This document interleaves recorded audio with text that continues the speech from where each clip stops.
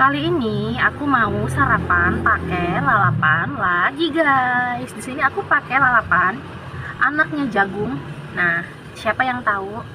Ini namanya jinten. Jantan, guys, namanya. Jantan apa jinten gitu ya. Tapi kalau aku ngomongnya ini anaknya jagung. Tuh, bismillah.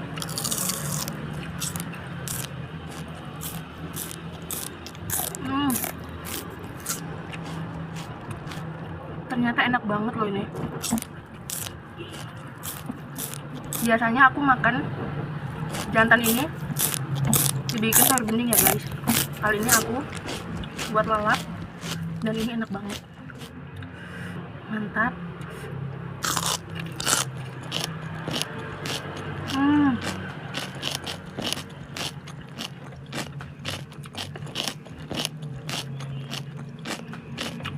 Enak banget.